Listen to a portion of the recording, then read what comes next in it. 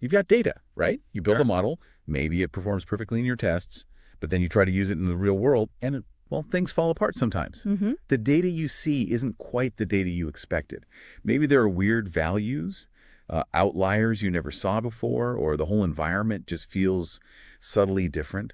How can you build systems you can actually rely on when your data feels unreliable? That really is the fundamental challenge, isn't it? Applying data science in practice. Real-world data is messy, it's noisy, and, crucially, it changes. Right. And how we tackle that mess depends a lot on when and why the data went wrong in the first place. Exactly. And this deep dive is all about two major fields that have grappled with this problem for decades, developing powerful ways to get robustness, but from really different angles. We're talking about distributionally robust optimization, or DRO, and the more classical field of robust statistics. Yeah, and we're digging into a really insightful research paper from some Stanford researchers that unpacks the core ideas of both and, maybe most interestingly, shows how they connect. Our goal here is really to cut through maybe some of the dense technical details in the paper and get to the core insights. We want you to understand the different philosophies of DRO and robust statistics. Which, like you said, seems to hinge a lot on timing. Exactly. Spoiler alert, it's largely about timing. And we want to see how these ideas give you a principled view of techniques you might already be using and, why these concepts are just essential if you're building anything based on data that needs to work out there in the real world. Okay, so let's start by framing the problem like the paper does. Yeah. Think about the typical flow. You build and deploy a data-driven system. There's this ideal, true, underlying state of the world. Let's call that P star. The perfect, clean distribution. Right. You collect some data from it. Yeah. That gives you your training set, your P hat N, the empirical view. Mm-hmm. Based on that, you build your model. And then you deploy that model into the real world P tilde, which might be a bit different. Yeah, in a perfect world, P tilde equals P star equals the distribution your P hat N came from. Your sample is perfect. The world doesn't change. But that almost never happens. Yeah. So the paper points out three main ways this whole cycle breaks down. Mm-hmm. The first one is probably familiar to, anyone who's trained a model. Overfitting. Classic problem. Your model looks fantastic on your training data, the P hat N, but then you try it on new data, maybe closer to P star, and performance just tanks. Usually because your training sample was just too small or didn't quite capture the full picture. And the key thing here, the error shows up after you've built the model. You're Yeah. trying to use it, right? Exactly. And the paper frames this very clearly as a post-decision problem. You made your decision, built the model based on P hat N, and the problem, the failure to generalize, shows up later when you deploy on P tilde or test against P star. Okay, overfitting, post-decision. Got it. Yeah. What's the second way things go wrong? That's distributional shift. So this is when the real-world environment, P tilde, where you deploy your model, is genuinely different from the world P star, where you originally sampled your training data, P hat N, from. So the world literally changed after you built your model. Or maybe the deployment world was always different. It could be either, yeah. Maybe the underlying patterns just shifted over time. Think about training a fraud detection model on last year's data, but the fraudsters got smarter this year. Right, new tactics. Or maybe you trained a model on data from, say, California, and now you're trying to apply it in New York. Different population, different context. That's P tilde, not equaling P star. Or even something more active, like an adversarial attack, someone trying to fool your deployed model. Exactly. Someone intentionally manipulating the inputs P tilde to make your system fail. But again, notice the timing. This shift or attack happens after you've built and deployed your model. So the paper also classifies this as a post-decision issue. Okay, so overfitting and distributional shift, both problems that bite you after you've committed to your model based on your initial data. Post-decision, what's the third breakdown? So this one's different. It's data contamination. And the key difference is the timing. The problem isn't that the world changed later, P tilde star, or your sample P hat N was too small to represent P star perfectly. The problem is that the data you collected, your P hat N, was already messed up from the start. It didn't even properly reflect P star when you collected it. So the raw data itself was corrupted before you even began your analysis or model building. Precisely. Maybe sensor errors, typos during data entry. Maybe someone deliberately injected bad data during collection. The point is, P hat N itself is a poor reflection of P star because of errors that happened before you made any decisions. That makes sense. It's a pre-decision issue. The error is baked into the ingredients you start with. Exactly. And this distinction, pre-decision contamination versus post-decision overfitting and shift, is really the core idea the paper uses to separate the philosophies of robust statistics and DRO. Okay, that pre-decision versus post-decision framing is super helpful. Let's dive into distributionally robust optimization, DRO, first. The paper says this is the framework designed for those post-decision problems, anticipating overfitting and distributional shift. Yes. DRO takes a very specific viewpoint. You could call it pessimistic or maybe adversarial. Fighting for the worst. Kind of. Yeah. You've built your model based on your training data, P hat N. DRO says, okay, assume that when you deploy this model, some adversary, maybe it's nature, maybe it's an actual opponent, is going to try and make your model perform as badly as possible. By picking the worst possible data to throw at it. Essentially, yes. By picking the worst possible distribution, p-TELD, from a whole set of plausible distributions that are considered close to your original training data distribution, p hat N. Okay, so I build my model, and then this imaginary adversary picks the scenario from a predefined neighborhood of possibilities that makes my model look worst. That's the core idea. It sets up this min-max game. You, the designer, want to choose your model parameters to minimize your expected loss.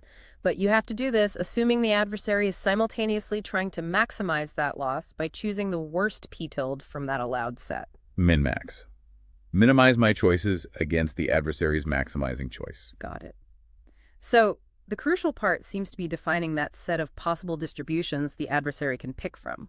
The paper calls it the uncertainty set. Exactly. It's usually defined as some kind of statistical ball or neighborhood around your empirical training distribution, P at M. The size of this ball, let's say delta, controls how pessimistic or conservative you are. Bigger ball, more potential shifts you're guarding against. And the paper mentions there are different ways to define this neighborhood, using different mathematical distances or discrepancies, and these lead to different kinds of robustness. That's right. Different ways of measuring distance capture different kinds of potential shifts. One key family uses something called divergences. Okay, what's the intuition there? The intuition is that the adversary gets a sort of budget to re-weight the importance of your original training samples when evaluating your model's loss.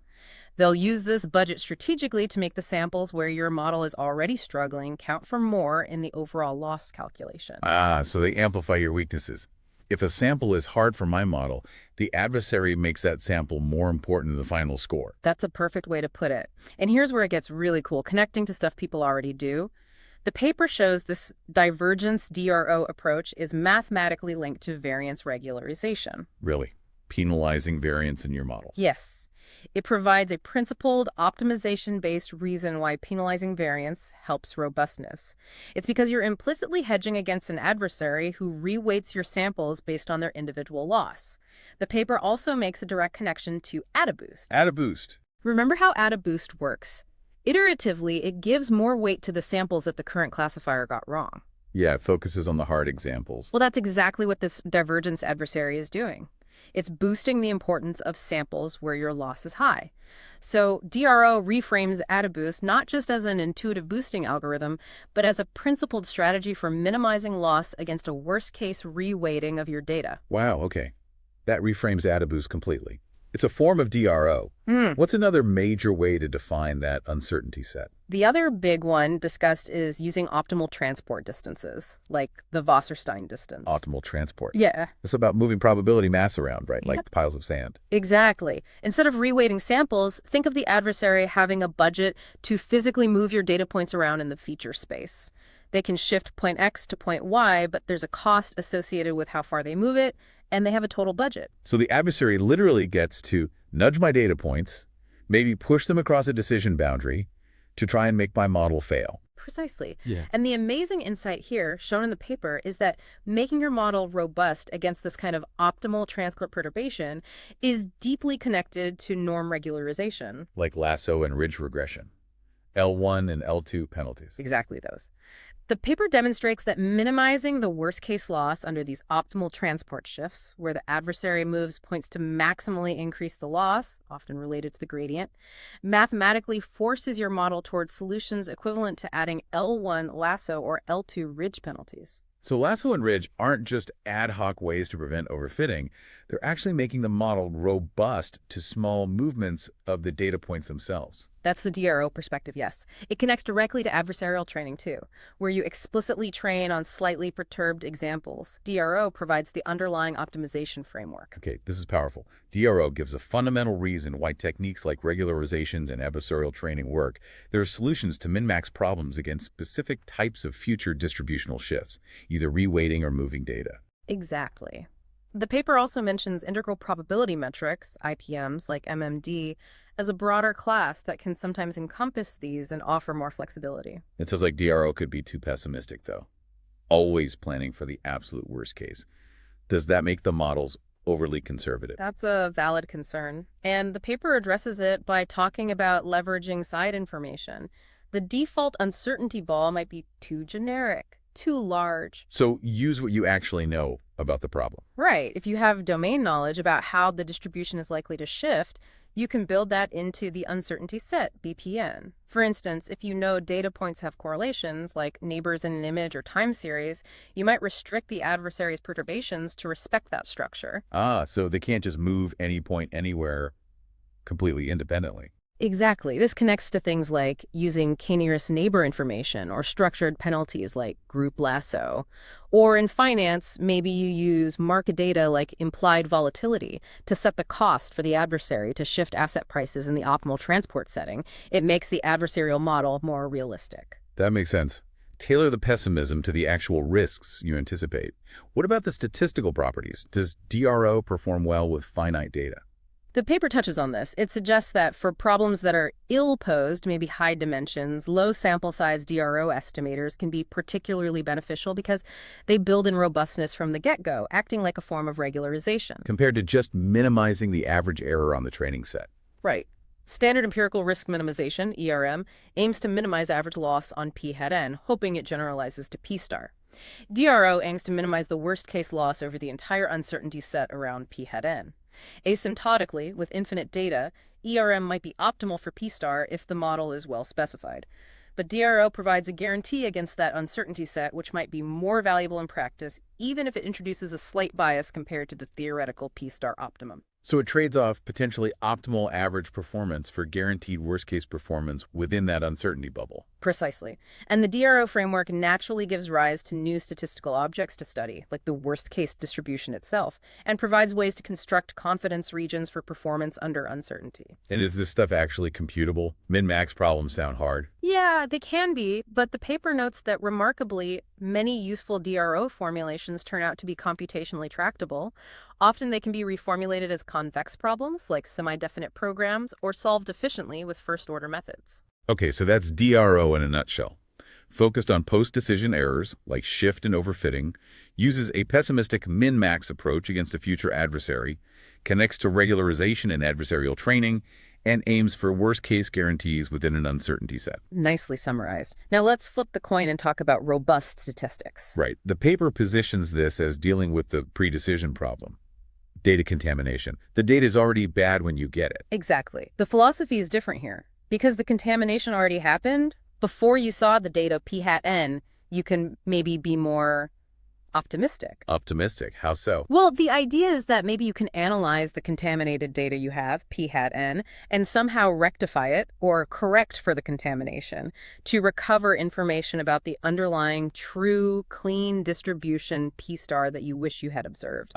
So instead of hedging against future badness, you're trying to undo past badness. That's the essence of it. The conceptual flow is P star exists, it gets contaminated somehow to produce the messy P hat n you see, and your goal is to use P hat n to estimate parameters of the original clean P star. It's about cleaning up the past. Makes sense. What kinds of contamination does robust statistics typically model? The paper mentions a few key models. A classic is Hober's contamination model.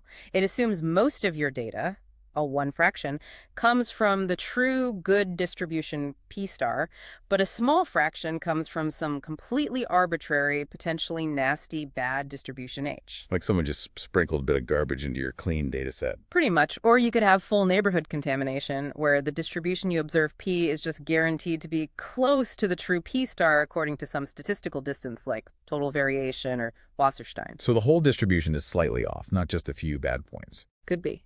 And then there's adaptive contamination, which is even stronger. Here, an adversary gets to look at the clean samples drawn from P-star and then strategically corrupt a fraction of them, remove some, change some specifically to mess up your estimation procedure. Wow, that sounds really hard to defend against. How do you even measure if a statistical method is robust to this stuff? The paper highlights two key criteria. First is efficiency, or maybe robustness efficiency. How much does a tiny bit of contamination hurt your estimator's accuracy compared to how it performs on perfectly clean data? Okay, sensitivity to small errors. What's the other? The other is the breakdown point. This is a really intuitive idea. What's the absolute smallest fraction of arbitrarily bad data points that can be added to your data set to make your estimator produce a completely nonsensical, arbitrarily wrong answer? And you mentioned earlier the regular sample mean is terrible on this measure. Absolutely terrible. Its breakdown point is basically 0, 1n for n samples. Just one single wild outlier can drag the mean anywhere. You want estimators with a high breakdown point, meaning they can tolerate a significant fraction of bad data before going haywire. So what estimators do have good breakdown points? The paper uses the mean estimation example throughout. It does. It mentions early robust methods like Huber's M estimators that try to downweight the influence of outliers. But a really famous example, especially in multiple dimensions, is Tukey's median, also called the geometric median. Tukey's median. That sounds robust. It is. It has a very high breakdown point, close to 50%. You need to corrupt almost half the data to make it give an arbitrarily bad answer. There's always a but, isn't there? Yeah. The but for Tukey's median is computation. While it's statistically fantastic, actually computing it, especially in high-dimensional spaces, is notoriously hard. It's NT hard, in fact. So great idea, hard to use in practice for big problems. What about simpler things, like just taking the median of each coordinate? That's the component-wise median. Much easier to compute, for sure. But the paper notes, it doesn't have the same strong statistical guarantees, especially in high dimensions. It can be less efficient and doesn't achieve the same high breakdown point against coordinated outliers. Okay, so this leads us to the really exciting stuff mentioned in the paper. The recent breakthroughs in finding robust estimators that are both statistically good and computationally efficient, even in high dimensions. Exactly. This has been a huge focus of theoretical statistics and machine learning recently, finding algorithms that can efficiently compute estimators that achieve near optimal error rates, even when, say, a constant fraction of the data is arbitrarily corrupted by an adaptive adversary. How do they do that? What's the trick? A key concept the paper mentions is stability. Roughly, this means that if the underlying clean data distribution P-star is such that removing a small fraction of points doesn't drastically change its key properties, like its mean or covariance, then you might be able to isolate and remove the corrupted points. So if the good data is kind of clustered or well-behaved, you can spot the outliers. Sort of. Based on these stability ideas, researchers have developed computationally efficient algorithms. Some are iterative filtering or purification methods that try to identify and remove suspected outliers. Others use convex programming, like finding a weighted average where the weights themselves are constrained to prevent outliers from having too much influence. The paper even hints at connections between some modern robust estimators and ideas from generative adversarial networks, GANs. So the field has really advanced from statistically robust but computationally impossible to statistically robust and practically computable, at least for many important problems like mean and covariance estimation. That's a fair summary of the progress highlighted. And there's also a rich theory, mentioned briefly, about fundamental limits, information theoretic lower bounds that tell you the best possible accuracy any estimator could achieve given a certain level or type of contamination. This is really clarifying. So we have DRO preparing for the future, worst case, min-max, post-decision, and robust statistics trying to fix past contamination, optimistic rectification, pre-decision. The paper really emphasizes this contrast. Yes, and it all comes back to that timing. Yeah. DRO, that you decide first, pick your model, then the adversary picks the worst distribution from the uncertainty set to maximize your loss. Min over max, max over pessimistic hedging. Got it. And robust statistics. Robust statistics. The contamination P happens first, giving you the messy P, then you act. Since the adversary already played their hand in creating P, you can be optimistic. You try to find an estimator that minimizes your loss, assuming the true data came from some nice distribution P that could plausibly have generated your messy P via contamination. And the paper frames this optimistic approach as a min-min strategy. That sounds different. It is different. It's like you're minimizing over two things simultaneously. You minimize your loss function by choosing your estimate, but you're also implicitly minimizing over a set of possible cleaned up distributions P that are consistent with the contaminated data P you saw. You're looking for the best estimator and the most plausible, clean explanation for your messy data. So you're optimizing your model and your interpretation of the dirty data at the same time. That's the intuition behind the min-min formulation discussed in the paper. It suggests you believe there's recoverable structure, a p-star, hidden within p-hat. It's not just hedging against arbitrary future shifts. And didn't the paper give a specific example where this min-min view recovers something familiar? Yes, a really neat result mentioned is that for estimating a simple univariate mean under certain contamination models, this min-min optimization framework actually yields the sample median as the optimal estimator. Wow. So the median, which we know is robust, naturally falls out of this optimistic rectification min-min approach. Exactly. It shows this theoretical min-min idea isn't just abstract. It connects directly to classic, practical, robust estimators. The paper also mentions a theorem showing a specific min-min robust mean estimator achieves optimal statistical rates under certain contamination types. Okay, the picture is much clearer now. DRO, min-max, pessimistic post-decision, guards against future shifts, links to regularization. Robust statistics, min-min optimistic pre-decision, rectifies past contamination, links to median and outlier removal. And crucially, both fields leverage the power of optimization theory to provide principled ways to achieve robustness, connecting deep theory to methods practitioners might already be using, maybe without realizing the full connection. Which leads us right to the payoff question. Why does any of this matter to you, the listener? Well, because if you work with data in any capacity, you will run into these problems, period. Data is never perfectly clean, and the world is never perfectly stable. Understanding DRO helps you think more strategically about deploying models. When you add L2 regularization, you're not just vaguely preventing overfitting, you're explicitly making your model robust to certain kinds of data perturbations, as framed by optimal transport DRO. It gives you a language for thinking about worst-case performance and resilience to future shifts. Right. It encourages you to ask, what kinds of shifts am I worried about, and how can I design my uncertainty set and model to guard against them? And understanding robust statistics equips you to deal with the messiness of data collection itself. It makes you question assumptions, like whether the sample mean is always appropriate. It points you towards methods that can handle outliers, measurement errors, or even deliberate contamination before you start modeling, letting you trust your analysis more. It helps you think about cleaning the data or using estimators that are inherently less sensitive to the dirt that's already there. So this deep dive, drawing on that Stanford paper, basically gives you a conceptual map. It shows how these two big fields, DRO and robust statistics, offer structured ways to think about robustness, revealing the optimization principles behind many techniques you might encounter. It's about seeing the common threads. It helps you diagnose your data problems more effectively and choose the right philosophical approach. Are you mainly worried about the future, DRO, or cleaning up the past, robust stats? This has been super helpful. So just to crystallize it one last time, distributionally robust optimization, DRO, is about the min-max pessimistic view, handling post-decision shifts. Robust statistics is about the min-min optimistic view, handling pre-decision contamination by rectification. Precisely. And maybe the provocative thought to leave you with, really stemming from that comparison in the paper, is about the underlying belief system. Robust statistics, with its optimistic min-min approach, fundamentally assumes that useful information about the true p-star is still present and recoverable, even within the contaminated data p-hat n. It believes you can clean up the mess. Whereas DRO, with its pessimistic min-max approach, assumes the adversary will find the worst way to exploit your chosen model after you've committed to it, within that uncertainty set. It focuses on guaranteed performance against future unknowns, rather than recovering a past truth. So maybe the key question for you, when facing unreliable data, isn't just if the data is bad, but when did it go bad relative to your decision-making? Is your main challenge building resilience against what might happen next? Yeah. DRO. Or is it extracting a clean signal from the messy data you've already received, believing that a true signal is still in there? Robust statistics. Which philosophy fits your problem better? Something to think about. Indeed. Thank you for diving deep with us on this.